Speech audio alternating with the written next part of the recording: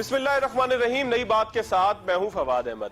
नाज़रीन, अच्छी खबर और अच्छा दावा यह है कि एफबीआर का कहना है कि उसने टैक्स वसूली का जो हदफ था गुज़िश्ता माह यानी कि जुलाई 2020 में उसमें 57 बिलियन रुपए ज्यादा वसूल किए हैं। यानी कि पाकिस्तान की मईशत कुछ चलती हुई दिखाई दे रही है, कोरोना के बाद उठती हुई दिखाई दे रही है। इस दावे की हकीकत क्या है, आज के प्रोग्राम में इस पर भी जायजा लेंगे। जस्टिस काजी फायज ईसा केस के ऊपर भी बात करेंगे कि एफबीआर का उसमें क्या रोल होगा और क्या रिपोर्ट बनाई जा सकती है। इसके साथ साथ आज जिस चीज का हमने जायजा लेना है वो ये है कि एफबीआर के चेयरमैन को हर 3, 4, 5, 6 माह बाद तब्दील कर दिया जाता है। क्या इस तब्दीली से एफबीआर की कारकर्दगी पर कोई फर्क पड़ता है या एफबीआर एक ऐसी ऑटोमेटिक गन है कि जो बस खुद ब खुद चलते जाएगी? आज के प्रोग्राम में इसी भी बात करेंगे। हमारे साथ मौजूद होंगे माहिर टैक्स अमूर अशफाक तोला साहब। मईशत और महंगाई के ऊपर भी बात करेंगे। तोला साहब, बहुत शुक्रिया आपके वक्त का। जूम लिंक के ऊपर आप मौजूद हैं।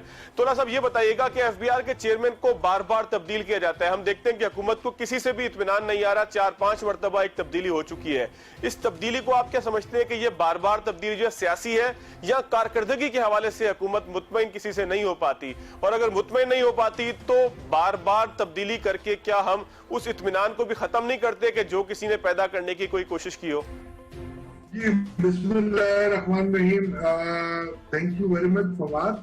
देखिए, चेयरमैन अगर आप देखेंगे तो 4 या 5 चेयरमैन तब्दील हो चुके हैं। और सबसे पहले अगर आप देखेंगे तो आई थिंक मैडम रुखसाना, मगर वो केयर टेकर हुकूमत की इंस्टॉल्ड थी, तो उनका जाना तो ठहर चुका था पहले।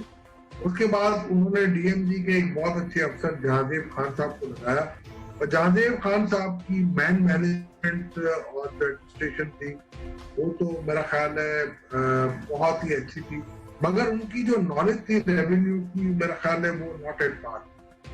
तो जब वो नॉलेज गेन करने लगे टैक्सेशन सिस्टम के बारे में, तो मेरा ख्याल है वो हट गए। जब असद उमर साहब जाने लगे तो उनको भी हटा दिया गया। फिर इसके बाद शफकत जैदी साहब को लाया गया। शफकत जैदी साहब, मैं जो समझता हूँ कि एक बड़े काबिल इंसान है, मगर वो जो मैन मैनेजमेंट थी एक इतने बड़े पब्लिक सेक्टर के इदारे को चलाने की, वो इनकी वीकनेस साबित हुई।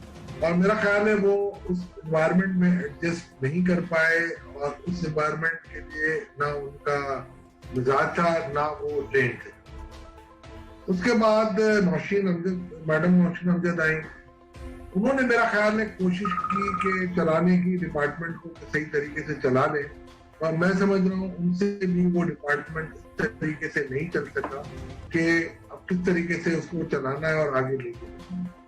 तो मैं ये समझता हूँ जब रेवेन्यू शॉर्टफॉल आने शुरू हो गए, और मैं समझता हूँ जब हुकूमत को ये लगा कि हम तो नेगेटिव ग्रोथ की तरफ जा रहे हैं 2 सालों, तो अब वो एक नई पंजा आजमाई हुई है। मगर एक और चीज अब आप देखेंगे, अगर सबसे बड़ा मसला जो आ रहा है इस वक्त का ये है कि नया चेयरमैन भी आपने लिखा है 3 महीने। तो आप बताएं कि कौन ऐसा चेयरमैन होगा जो 3 महीने में परफॉर्मेंस देने की वजह से आगे प्रमोट होगा? और इनके आज भी यही होगा कि यार पता नहीं है कल चेयरमैन रहते भी हैं कि नहीं। अगर वो चेयरमैन नहीं रहते तो कौन सा अफसर है जो उनकी बात मानेगा? वो तो सोचेगा कि यार 3 महीने के बाद किसी और को मुझे सलाम करना है, तो मैं आज से तैयारी करूं किसको सलाम करना है। तो ये शॉर्ट टर्म में देना किसी से, मैं नहीं समझता हूँ कि कोई दानिशमंदी होगी। मेरी अक्ल दानिश इसको। अच्छा तोला साहब, जो हम बार बार तब्दील करते हैं चेयरमैन, मतलब आपने 4, 5, 6 चेयरमैन के नाम गिनवाए, जाहिर है कि सब ऑन रिकॉर्ड है, कोई चीज ढकी छुपी नहीं है। इस तरीके से बार बार तब्दीली क्या एफबीआर की कारकर्दगी के ऊपर असरअंदाज नहीं होगी? देखिए, असरअंदाज तो हो रही है, क्योंकि असरअंदाज है कि 2 वजह से हुई है। एक तो आपकी मईशत की वजह से हुई, क्योंकि आपने बहुत ज्यादा इन्फ्लेशन काफी आया था, परचेजिंग पावर लोगों के पास नहीं थी, तो कंजम्पशन पैटर्न चेंज हुए, कोविड की वजह से भी हुई, आपकी नेगेटिव ग्रोथ हो गई, और आपकी नेगेटिव रेवेन्यू पिछले साल जो हुई है वो मेरा ख्याल है आपकी मईशत पे उन्होंने एक बहुत बड़ा एक सवालिया निशान छोड़ा। तो वो एक सेटिस्फेक्शन लेवल मेरा ख्याल है इमरान खान साहब या उनकी हुकूमत में नहीं आ रहा उनको, और वो चाह रहे हैं कि जो उनका एक ख्वाब था उसको शर्मिंदा ताबीर करना है। और शर्मिंदा ताबीर करने के लिए मेरा ख्याल है वो ये चाह रहे हैं कि उन्होंने देखा था कि 8,000 अरब में कर लूंगा, वो ख्वाब मुझे लग रहा है शर्मिंदा हो रहा है उसकी ताबीर। तो वो एक बन रही है कि मेरा ख्याल है इमरान खान इस हेस्ट में है कि नहीं, जो मैंने दावे और जो अवाम से वादे किए मैं पूरे करूं, मगर वो मेरा ख्याल है ख्वाब उनका अधूरा है और पूरा नहीं है। तो मुझे लग रहा है कि इमरान खान के जो मुआशी एडवाइजर्स हैं, जिस तरीके से उनको एडवाइस कर रहे हैं वो अपनी अकल समझ से उनको बहुत जल्दी जल्दी फैसले ले रहे हैं। मेरा ख्याल है इतना जल्दी फैसला नहीं होगा। अच्छा तोला साहब, एक चीज और बताइएगा कि जो खातून अभी चेयरपर्सन थी एफबीआर की, उनके ऊपर दो तरह के इल्जाम सामने आए। एक ये आया कि काजी फायज ईसा केस के अंदर वो कुछ जो है वो मामलात ऐसे थे कि जिससे हुकूमत मुतमईन नहीं थी। दूसरा उनके ऊपर इल्जाम एक ये आ रहा है कि बैंकों के हवाले से उनकी कुछ पॉलिसीज ऐसी थी, बैंकों को उन्होंने कुछ ऐसा रिलीफ और ऐसी सहूलियात दी कि जो हुकूमत जो है वो फौरी तौर पर उस तरीके से नहीं चाहती थी। हुकूमत समझती है कि उससे एक बहुत बड़ा जो है वो पैसा सिस्टम से निकल गया। तो इन दोनों चीजों के ऊपर आप क्या समझते हैं कि कितनी हकीकत थी या सिर्फ कारकर्दगी का मसला ही था? आज तक समझ नहीं आई काजी फैज ईसा का मामला, और जो सब जुडिस है अभी की उसकी रिपोर्ट सुप्रीम डिवीजन काउंसिल को, वो तो एफबीआर या इसके चेयरपर्सन के हाथ से निकल चुका है। तो वो जो चीज मेरे हाथ में नहीं है, मुझे तो सिर्फ एक रिपोर्ट साइन करनी है। और आपको ये पता है ये मामला मीडिया, अदलिया और पाकिस्तान की आवाम तक पहुंच चुका है, और इसमें किसी किस्म की भी कोई भी अगर आप पंजा आजमाई करेंगे या कोई भी एडवेंचरिज्म आप करेंगे, ये आपको बड़ी भारी कीमत चुकाएगी। तो मैं नहीं समझता हूं कि ये वजह बन सकती है किसी चेयरपर्सन के हटने का। दूसरा, बैंकिंग के निजाम से मुझे तो कोई ऐसी चीज नजर नहीं आ रही है फवाद, उन्होंने मैडम ने कोई ऐसे मराते दी हो बैंकों को कि जिसकी वजह से मईशत आपकी स्ट्रेंगुलेट या सफोकेट हुई है। मैं नहीं समझता कोई ऐसी चीज हुई है। और मैं ये समझता हूँ मैडम का अपना एक तजर्बा था इंडियन रेवेन्यू का, और उस तजर्बे को पूरे तरीके से कार ला रही थी और बड़े अच्छे तरीके से कोशिश कर रही थी कि अपने निजाम में रहते हुए जो भी इम्पेडिमेंट थे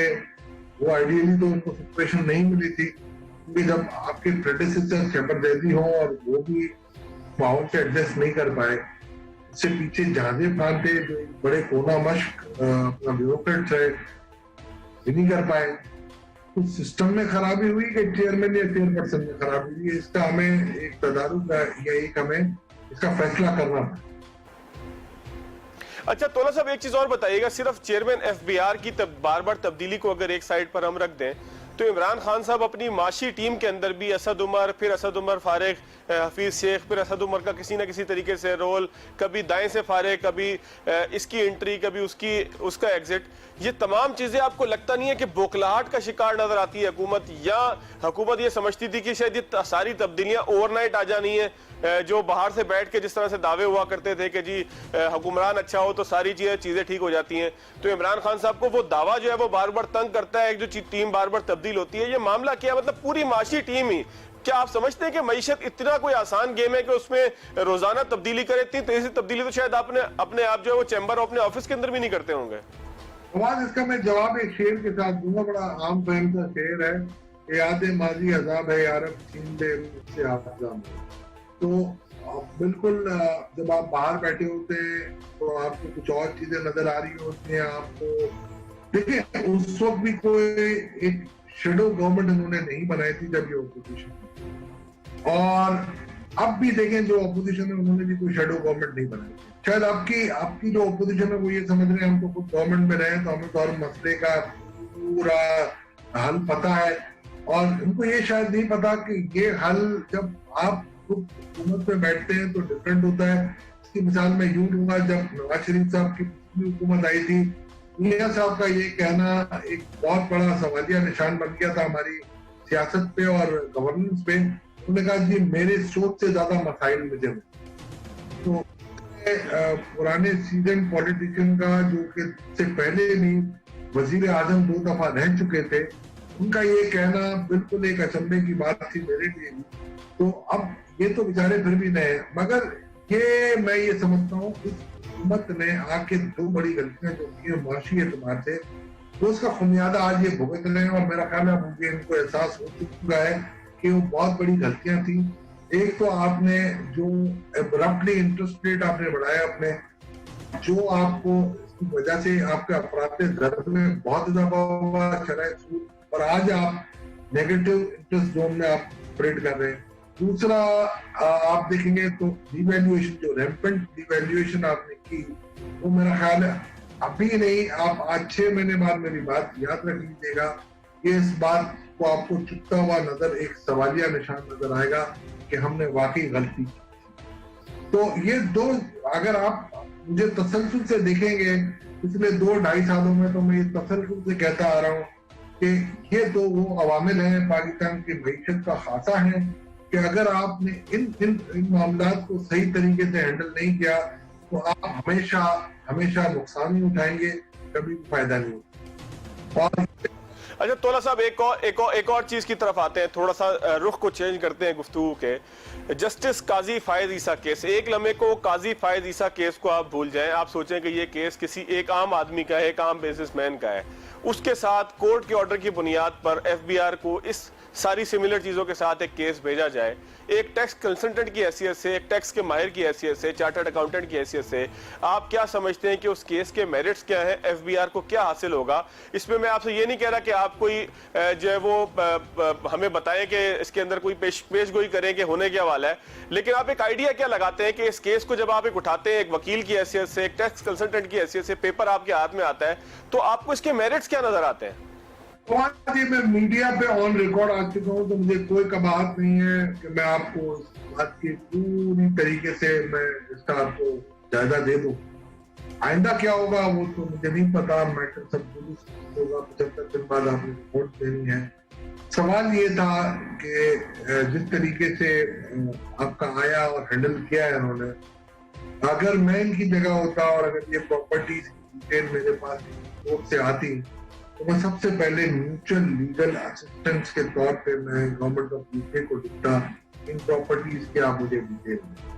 शायद अगर ये गवर्नमेंट लिख देती तो मेरा ख्याल ये मामला इस हद तक नहीं होता। अब जो मामलात जो मुझे नजर आ रहे हैं कि मैडम काजी फायद ईसा ने अपने नाम पे वो बात कर ली है कि मेरे जराए थे, इन जरायों से मैंने ये प्रॉपर्टियां बाई की हैं और इन जरायों से मैंने ये पैसे standard chartered bank Lipton Karachi की सर्टिफिकेट उन्होंने दी है, जहां पर अकाउंट मेंटेनेंस 2017-2003 से लेकर 2019 तक के उन्होंने एक सर्टिफिकेट दी है। उसके बाद मैं समझता हूँ 70 से 80% ये मामला अब बिटवीन स्टेट और मैडम काजी फायद ईसा के, और वो जो कानूनी जंग है उसका अब वो किस तरफ करवट लेता है वो अलग बात है। उनके एडवाइजर उनको क्या एडवाइस करते हैं, एफबीआर की अपनी जो लीगल टीम है, जो बड़ी एक माशाल्लाह बड़ी तजुर्बेकार टीम है, वो अपने इस मामला को कैसे हैंडल करती है ये वक्त बताए।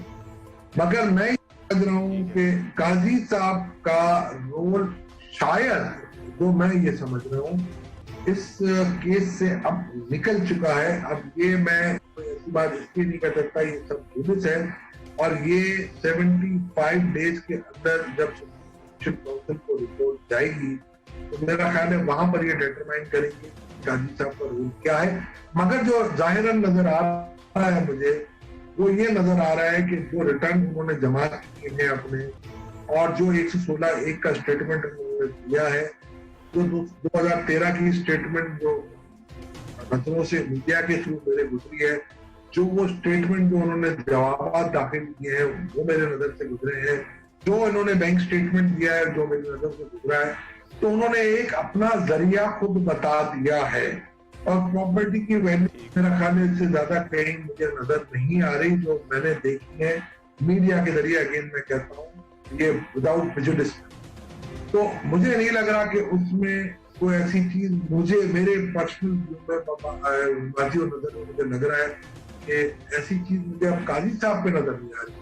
अब अगर मैडम का और ये मामला है तो इनकम टैक्स ऑर्डिनेंस भी है, मैदान भी है, घोड़ा भी है, चलता रहेगा, और ये अब ये फ्यूचर कोर्स ऑफ एक्शन क्या होता है। तोला साहब एक छोटा सा ब्रेक ले लेता हूँ। ब्रेक के बाद मैंने ना एफबीआर ने जुलाई में एक दावा किया है कि हमने जो है वो कोई 57 बिलियन जो है वो ज्यादा इकट्ठे कर लिए हैं। उस दावे की जरा हकीकत और उसका जो पोस्टमार्टम है वो जरा आपसे मालूम करेंगे, क्योंकि आपके इदारे की एक रिपोर्ट है जिसपे आपने जून में बताया था, जो अल्फाज थे वो ये था कि एक बहुत बड़े गैप के साथ जून में जो है वो एफबीआर टारगेट्स का जो वो था, टारगेट की अचीवमेंट थी, वो मिस कर गया। तो जुलाई में ये 57 बिलियन ज्यादा हो जाना, इन 2 महीनों को मिलाकर जरा देखेंगे। एक ब्रेक के बाद अशफाक तोला साहब हमारे साथ मौजूद है, उनसे जरा जायजा लेंगे।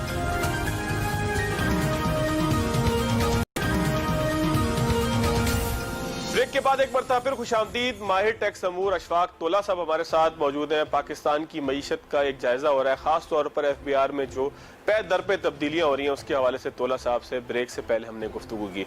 तोला साहब, आपका एक जरीदा आता है जिसके अंदर आपने जो एग्जैक्ट अल्फाज है वो मैं आपको बताता हूँ, आपके कमेंट्स हैं कि FBR missed by wide range, यानी कि एफबीआर ने टारगेट जो है वो वाइड रेंज से मिस किया है। ये जून की बात है जो आपने 24 जुलाई को एक रिपोर्ट जो है वो मुझे भी भेजी थी और आपने पब्लिश भी की थी।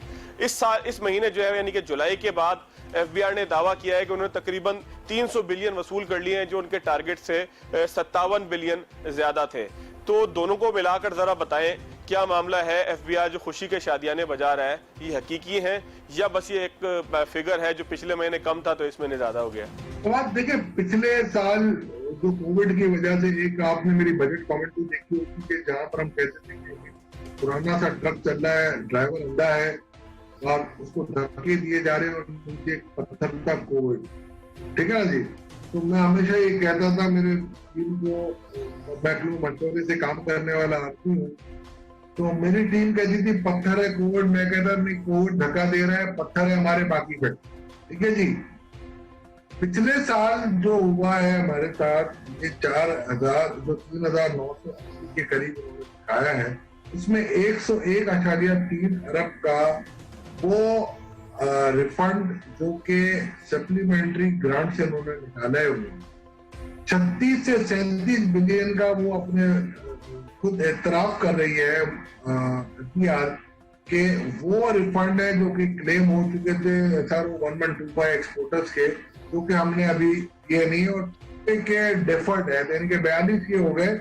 तो 143.3 अरब मेरा ख्याल है वो, अगर मैं माइनस कर दूं उसमें से, तो आप वहीं पे खड़े हो जाते हैं तो उससे पिछले साल का। तो मैं ये कह रहा हूँ का जो इन्फ्लेशन था आपका, मैं मान लेता हूँ कि 3 महीने कोविड की वजह से हमारे जाया हुए थे, तो 9 महीने का जो हमें इन्फ्लेशनरी इम्पैक्ट मिला, जो 14% का इन्फ्लेशन, और चलो मंथली अगर मैं 8.3 की मैं ग्रोथ की दे लूँ, तो 13% की जो ग्रोथ थी 3800 अरब से अगर मैं देख लेता हूँ तो 4500 अरब नहीं तो 4200 अरब हो जानी चाहिए थी इवन कोविड। तो वो हम लिखते थे कि they miss the target. I mean basically मेरी एनालिसिस है, कोई रिस्क नहीं है, वो है एनालिसिस इकोनॉमी। देखिए इस मरतबा फैक्टर्स अच्छे हुए हैं, जुलाई का टारगेट के ऊपर अभी कोई बात करना ये कबल वक्त होगा मेरे लिए भी, मगर मैं आपको बता देता हूँ कुछ ऐसे फैक्टर्स हैं जो मईशत में वाज़े तौर पे आपको अच्छे नजर आ रहे हैं। सबसे पहली चीज कंस्ट्रक्शन पैकेज जो आया है उसकी एक्टिविटी में कुछ किक ऑफ लेना शुरू किया है, तो वो एक फैक्टर है। उसकी सीमेंट, स्टील, बाकी जो टाइल्स वगैरह जितनी भी इंडस्ट्रीज हैं या उसके जो इम्पोर्टेड मटेरियल है उनका आना, वो भी अब एक बिल्कुल एक हकीकत बन गया। दूसरा, पेट्रोलियम प्रोडक्ट की कीमत में आपने 25% आपने इजाफा जो किया, यानी कि जो 20% के करीब इजाफा किया, उसकी वजह से उसका जो सेल्स टैक्स है वो आपको अच्छा खासा मिल गया। फिर ये होता है हमारे जब हम एग्जम्पशन सर्टिफिकेट लेने जाते हैं, तो जून में जब ये एग्जम्पशन सर्टिफिकेट आ रही थी तो उस वक्त मेरा ख्याल है इतनी एक्टिविटी नहीं थी एफबीआर की, और कोविड की वजह से मेरा ख्याल है कोई इतना ध्यान नहीं था लोगों का कि एग्जम्पशन सर्टिफिकेट ले। वो जो इम्पैक्ट था, जो एडवांस पेमेंट होती है वो जुलाई में आ, तो अब एनालिसिस करना कि किस किस सेक्टर में कितना आया है, मेरा ख्याल है ये कबल वक्त। तो लेट द मेरा ख्याल है it's too early and premature to make a comment के जी का परफॉर्मेंस किस तरफ जाएगी। पिछले साल भी हमने जो परफॉर्मेंस दिखानी शुरू की थी सितंबर के, तो अभी सितंबर तक देखते हैं। अच्छी बात है अगर सितंबर तक ये हमारे चेयरमैन जावेद गनी साहब अगर परफॉर्मेंस दिखाते हैं तो नौकरी पक्की हो सकती है, और मेरी दुआ है कि होनी भी चाहिए, बिकॉज कि अब कब तक ये रोलर कोस्टर की तरह एफबीआर को चलाते हैं। मतलब कब तक आप पाने लगा के एफबीआर को चलाते रहेंगे? अच्छा तोला साहब, एफबीआर का जो पूरा एक सिस्टम है उसके हवाले से कहा यह जा रहा था कि एफबीआर को हुकूमतें चाहती है कि उसकी जो है वो तजदीद नौ की जाए, तो उस हवाले से कोई नए काम भी ऐसे हो रहे हैं सिस्टम को ठीक करने के, रिफंड्स के हवाले से, सिस्टम में जहां पे फ्लॉज थे, खामियां थी, उनको ठीक करने के हवाले से वो भी काम हो रहे हैं, या इस वक्त बार बार चेयरमैन की तब्दीली का ही एक काम एफबीआर में हो रहा है और जो टैक्स वसूली है वो ज़ाहिर होनी है वो हो रही है? पिछले साल आपने देखा होगा विवाद एक आया था, आपने मीडिया में आया होगा कि रीस्ट्रक्चरिंग और एफबीआर हो रही है और काफी उन्होंने अथॉरिटीज को उन्होंने है ना एक खिचड़ी का मुरब्बा बना के दे दिया। देखिए, आपके जो प्रॉब्लम है ना वो भी लोकल है और उसका सोल्यूशन भी लोकल है। और मैं आपको बड़े वसूख के साथ कह सकता हूँ कि जो आपकी टैक्स रिफॉर्म्स कमीशन की रिपोर्ट है जो फरवरी 2016 में सैयद मसूद अली नकवी साहब की जेल सरबराही, ये टैक्स रिफॉर्म कमीशन की रिपोर्ट थी जिसमें अल्लाह करीम के फजल से मैं भी था और हमने ये एक रिपोर्ट बनाई थी 3 लोगों ने मिलकर, तो करते मेरे साथ मसूद नकवी के साथ, बल्कि चेयरमैन के साथ मैं और आबिद शामिल। तो वो रिपोर्ट आज भी शाकार है, वर्ल्ड बैंक इसको मानती है, IMF ने भी इसकी मुतारिफ है, मगर मेरा ख्याल है वो जो कहते हैं ना कि घर की मुर्गी दाल बराबर, उसको अगर आप नहीं देखते और आप दूसरी रिपोर्ट की तरफ और उसमें ध्यान करेंगे, उसके नतीजे यही है। और आपको बुनियादों को हिला के काम करना है और IT की बुनियाद को आपको सही से, और जब तक आप नहीं हिलाएंगे मेरा ख्याल है आप अपना फरीजा अंजाम नहीं दे पाएंगे। और ये जो इम्पोर्टेड सोल्यूशन आप लेके आते हैं, मेरा ख्याल है वो इम्पोर्टेड सोल्यूशन सत्यानाश का सवा सत्यानाश। इससे यही होगा कि आप बगैर किसी क्या कहते हैं एक्सपेरिमेंट किए और तजर्बात को भुला के अब आप सिर्फ एक ही काम करें और उसका नाम, उस तजर्बे का नाम सिर्फ एक ही है, वो ये है टैक्स रिफॉर्म कमीशन की रिपोर्ट को आप तस्लीम करें। उसमें अब जारी बात है थोड़ी सी अपडेशन की जरूरत है, उसी टीम को टास्क देते हैं आप करके दे देंगे आपको। मेरा ख्याल है इसमें आप पढ़ के इम्प्लीमेंटेशन करें और टांग झांक से बुरे। तोला साहब, क्या क्या चीजें हैं खास तौर पर उसमें, उसके मेन पॉइंट्स कौन से थे कि जिसके ऊपर आप समझते हैं कि इम्प्लीमेंट करने का एक वक्त है और उसको कर लेना चाहिए? सबसे पहले तो ये है कि आपकी जो ऑटोमेशन है वो इस वक्त फैल चुकी है और वो आपके सिस्टम को और 8,000 अरब के टारगेट को अगर मैं लेके चलो तो वो उसके बिल्कुल लायक नहीं है। तो आपको करनी पड़ेगी, इसमें आपको टर्किश मॉडल देखें, दैट इज द बेस्ट। उस मॉडल को आप देखें, मैं देख के आया हूँ, उसकी रिपोर्ट भी हमने किया, मगर मेरे ख्याल से हम अपनी प्राल को चलाना चाह रहे हैं पाकिस्तान रेवेन्यू ऑटोमेशन लिमिटेड को, तो वो आपको पहले सोचना पड़ेगा, आंख बंद करके ना चलाएं और आप उसको सोच के सुकून के साथ आप ठंडे जहन से सोचें और उसको ठीक करें। Automation name of the game. दूसरा ये है, आपको आपकी 80% के करीब आपकी होल्डिंग आ रही है, तो आपका जो अमला है उसको ब्रॉडनिंग द टैक्स बेस में लगाना। तीसरा, आपकी टैक्स रिफॉर्म्स हैं, उनको आपको ठीक करनी पड़ेगी, जिसके अंदर आपको असेसमेंट की कैपेसिटी बढ़ानी पड़ेगी, ऑडिट की कैपेसिटी पड़ेगी, स्पेशलाइज आपको लीगल विंग बनाने पड़ेंगे, स्पेशलाइज आपको ऑडिट विंग बनाने पड़ेंगे जो कि एफबीआर से अलग है। दूसरी बात यह है कि जो पॉलिसी और एग्जीक्यूशन के फंक्शन को आपको अलग करना पड़ेगा। पॉलिसी के फंक्शन को आपको उन लोगों को लाना पड़ेगा जो इस पॉलिसी को जानते हैं, कानून को सही मायने में उसकी तशरीह करके उसकी सही पोटेंशियल को निकाल के आपकी रेवेन्यू को जनरेट करने की पॉलिसी देते। यहाँ ये कुछ नहीं होता।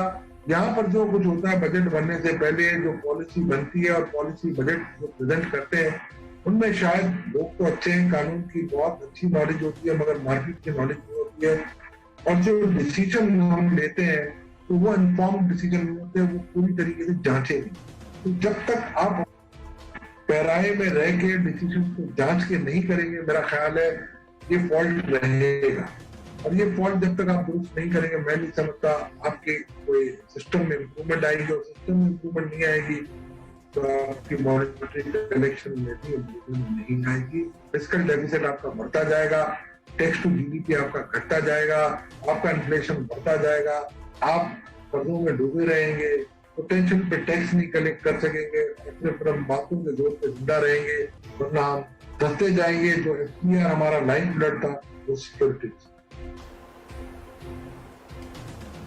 अच्छा तोला साहब, एक चीज और बताइएगा कि इस साल जो टैक्स के अहदाफ हमने रखे हैं, आप समझते हैं कि वो हकीकत से करीब हैं? क्योंकि पूरी दुनिया के साथ साथ पाकिस्तान की मईशत को भी कोरोना ने जो है वो काफ़ी दीमक की तरह चाटा था, काफ़ी नुकसान भी हुआ है।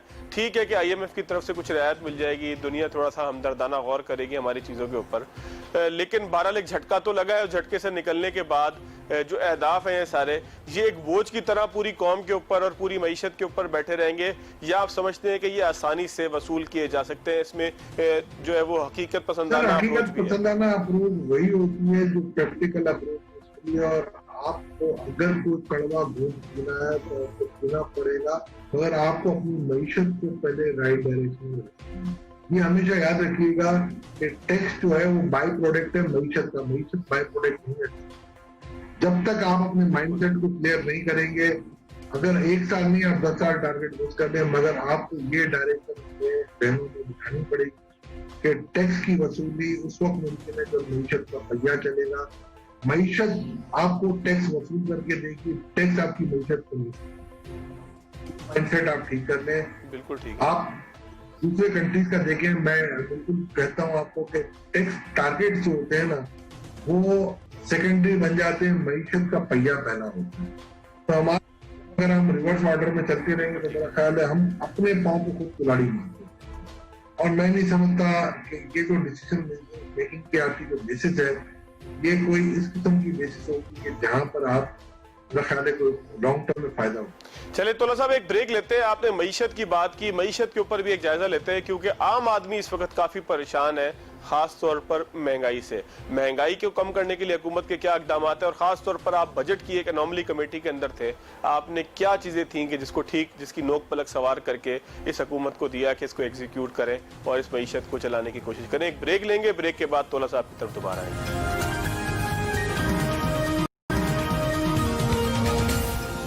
ब्रेक के बाद एक मरतबा फिर खुशामदीद। हमारे साथ मौजूद है माहिर टैक्स अमूर अशफाक तोला साहब, माहिर मईशत भी हैं, मईशत की चीज़ों को खास तौर पर टैक्स के मामलात को बहुत करीब से देखते भी हैं, तजावीज़ भी देते हैं। हुकूमत की उस कमेटी के अंदर भी शामिल थे जिन्होंने बजट की नोक पलक संवारी, उसके अंदर जो एनोमलीज थी उसको ठीक करने का काम किया, हुकूमत को उस हवाले से सजेस्ट किया। तोला साहब, एक मामला ये है कि आपने 24 जुलाई को एक रिपोर्ट आपके इदारे ने, तोला एसोसिएट ने रिलीज़ की थी, वो मैंने उसकी मुख्तलिफ चीज़ें पढ़ी भी हैं। उस हवाले से आपने जो है वो जून का उसके अंदर पूरा जायजा पेश किया था। क्या खास चीजें थी उसके अंदर? अगर हदफ बाय हदफ आप देखें, यानी कि टारगेट बाय टारगेट, आपने बहुत सारी चीजें बताई थी कि बहुत सारी चीजें बेहतर हो रही हैं और बहुत सारी चीजों पे तवज्जो की जरूरत है। थोड़ा सा अगर उसका एक जायजा आप दे दें। देखिए, 3-4 चीजें तो आप भी बेहतर समझते हैं। करंट अकाउंट जो कि आपका था वो बहुत इम्प्रूव हुआ, मगर उसकी वजह ये थी कि आपने अपनी इनपुट को कंप्रेस किया। आपकी जो कर्जों का हुजूम था वो बढ़ता गया और बढ़ता गया। आपकी करेंसी की पैरिटी जो थी रुपी वो बहुत डिवैल्यू हो गया। आपका शरह सूद बहुत बढ़ गया था। आपने देखा होगा आपकी स्टॉक मार्केट जून तक माशाल्लाह करी तो जुलाई में बहुत ज्यादा तरक्की कर दी और बहुत ज्यादा ऊपर आ गई है। आप टैक्स टारगेट को देखेंगे तो मैं समझता हूँ आप पीछे हट गए। बाय लार्ज जो मईशत को आप दे सकते थे वो आप नहीं दे सकते। 2 सालों में एक बड़ा रुझान जो था, मैं समझता हूँ, एक और मैं आर्टिकल लिख रहा हूँ मईशत के हवाले से और कर्जों, तो आपकी GDP श्रिंक हुई। अगर आप उस रविश को जारी रखते जो पिछली हुकूमत में या पिछले दौर में चल रहा था, और अगर आप उसको डिस्टर्ब ना करते और मईशत को सही समझ लेते कि आपकी मईशत जो है ना मुतवाज़ी मईशत के कंधों पे खड़ी है, मजबूत कंधे आपके जो है ना मईशत को वो इतने नहीं है, आपकी मुतवाज़ी मईशत आपको हमेशा सहारा देती है। और अगर आप वो बिल्कुल ठीक ना करते, जो मेरा ख्याल है बड़े अफसोस के साथ बिल्कुल सही किए होंगे उन्होंने, मगर मेरा ख्याल है इस मईशत को देखते हुए इतने आसानी से नहीं करनी चाहिए तो कर दिया। वो अब इनके गले में कर्जा आपका बहुत बढ़ गया, आपकी डिवैल्यूएशन की वजह से कर्जों को हुजूम बढ़ गया। उस पर आप कभी अलग प्रोग्राम करने में आपको उसके ऊपर आर्टिकल छप जाए, इसके बाद फिर आपको डिटेल में बात करें। और मैं चाह रहा हूँ कि ये कौम को पता चलना चाहिए कि किस तरीके से हमारे कर्जे बढ़े हैं और किस तरीके से इनको रोकना चाहिए था और आगे क्या ऐसे हमें करनी चाहिए कि जहां पर जो पीछे हो गया बाइगॉन इज बाइगॉन, अगर हम इसको डैमेज को अगर हम कंट्रोल करके आगे अच्छा एक मैशत का प्रोग्राम लेके आए तो मेरा ख्याल है ज्यादा बेहतर है। अब अगर आप देखेंगे बिल्कुल ठीक है, एक्सपोर्ट जो है आपकी बढ़ी है जुलाई के अंदर, बहुत अच्छा अमल है। बिल्कुल ठीक। अब देखेंगे इन्फ्लेशन बढ़ गया, मजीद आपके ऊपर एक सवालिया निशान आ गया, चीनी की कीमत, आटे की कीमत, ये सब चीजें बढ़ गई हैं। सेंसिटिव प्राइस इंडेक्स आपका बढ़ा है, ये बहुत सवालिया निशान है। फूड इन्फ्लेशन आपका बढ़ गया है, ये एक बड़ा सवालिया निशान है। आपके जो कर्जे हैं वो बढ़ रहे हैं, ये सवालिया निशान है। नोटों की छपाई बहुत ज्यादा हो गई है, एक सवालिया निशान है। करंट अकाउंट का डेफिसिट जो है वो अब बढ़ेगा बिकॉज का आपने रिपोर्ट अलाउ करनी है, कंस्ट्रक्शन पैकेज को चलाना है, ये फिर बड़ा सवालिया निशान हो गया है। जब तक आप अपनी मईशत के पहिए के जोर पे नहीं चलेंगे और जब आप फॉरेन सोल्यूशन अपने आप को इम्पोज करेंगे तो मैं नहीं समझता हूँ आपके लिए कोई एक मसले राह होगी कि मईशत चलना। आपको अपने मईशत के जो सोल्यूशन देना वो आपको लोकल होम ग्रोन बिजनेस आपको बनेंगे, ना कि आपको ये सारे इम्पोर्टेड सोल्यूशंस होंगे। अच्छा तोला साहब, दुनिया भर के अंदर जो है ना वो कोरोना के बाद खास तौर पर पाकिस्तान जैसे मुल्कों के लिए एक अपॉर्चुनिटी पैदा हुई है कि हम दुनिया भर के साथ अपने जो मामलात थे, खास तौर पे IMF के साथ जो हमारे मामलात थे, उसमें कोई ना कोई उनके साथ रियायत रहें और अपने लिए कोई ऑक्सीजन का मामला पैदा करें, अपने लिए कोई रास्ता निकालें। तो आपको लगता है कि हुकूमत ने अपनी ओवरऑल मईशत के हवाले से कुछ ऐसे इकदाम किए हैं कि IMF इनको मजीद रियायत भी दे और कोरोना का जो डिसग्रेस था उसके अंदर से हम एक अपॉर्चुनिटी निकाल सकें? देखिए, आप IMF की जो बात करें ना, IMF का प्रोग्राम आपका स्टॉल्ड है।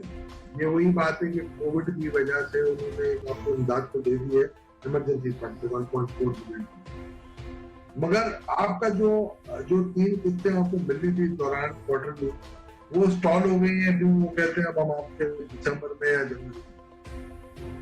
अब आप वो इनडायरेक्टली आपका प्रोग्राम मैं समझता हूँ सस्पेंड हो और उसकी चाबी खोलना मेरा ख्याल है वो हुकूमत के बस की बात इस वक्त के जो हालात है ना उसमें नहीं रही है। बिकॉज की पहली कंडीशन होगी कि आप अपने बिजली के नर्ख बढ़ाएं, गैस के, तो वो मेरा ख्याल है अफरात दर में इजाफा होगा।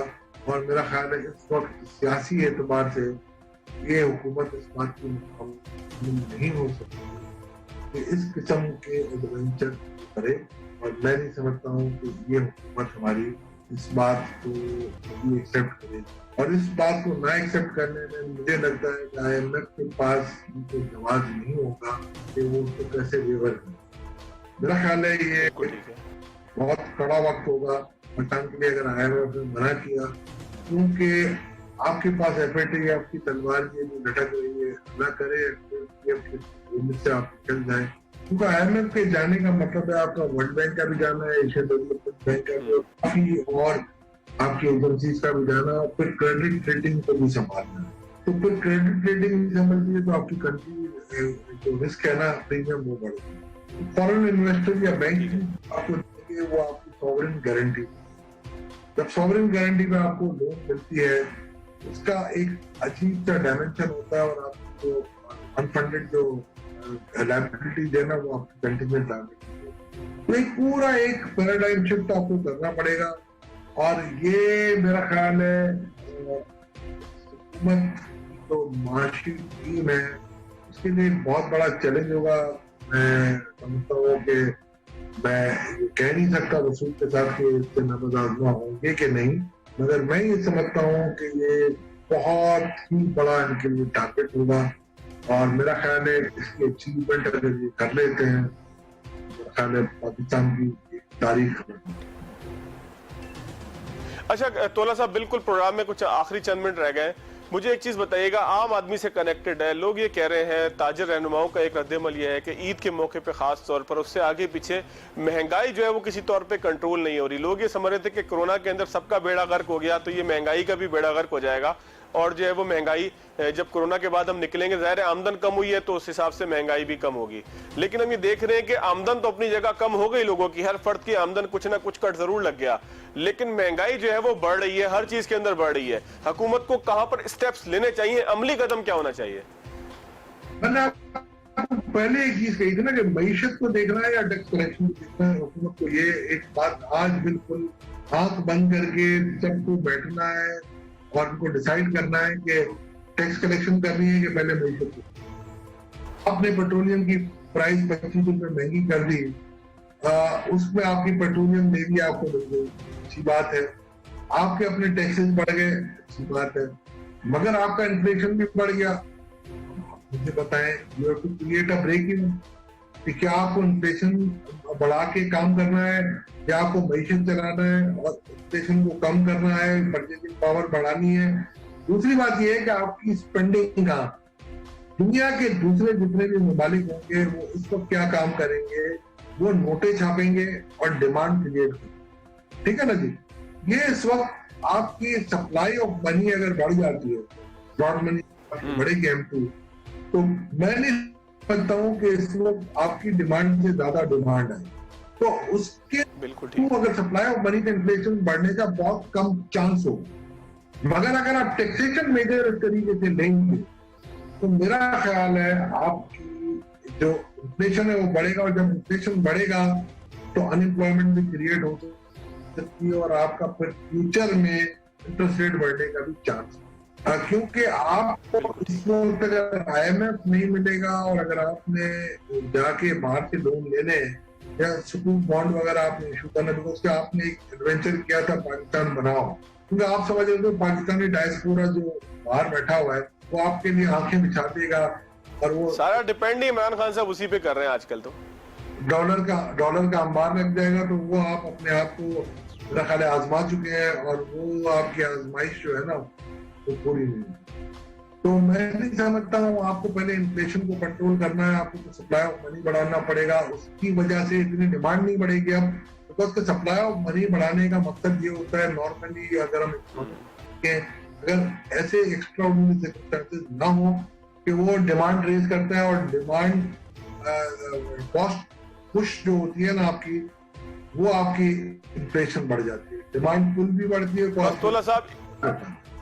बस तोला साहब इसी के साथ इख्तिताम करते हैं। आपकी बात को ही हम लेके चलते हैं कि असल जो टारगेट होना चाहिए, असल जो तवज्जो होनी चाहिए वो ये होनी चाहिए कि एक आम आदमी की ज़िंदगी जो है उसको आसान बनाया जाए, और आम आदमी की ज़िंदगी आसान इसी तरीके से बनेगी कि जब टैक्स कलेक्शन के बजाय मईशत को चलाने के लिए उसको एक ऑक्सीजन दी जाए जिसमें लोगों के मसाइल का, लोगों की मुश्किलात का, लोगों की प्रॉब्लम्स का कोई ना कोई जो है वो सोल्यूशन मौजूद हो जो महंगाई को कम करने की सूरत में ही है। आज के प्रोग्राम से इतना ही, अगले प्रोग्राम तक लिया दीजिए। अल्लाह हाफ़िज़।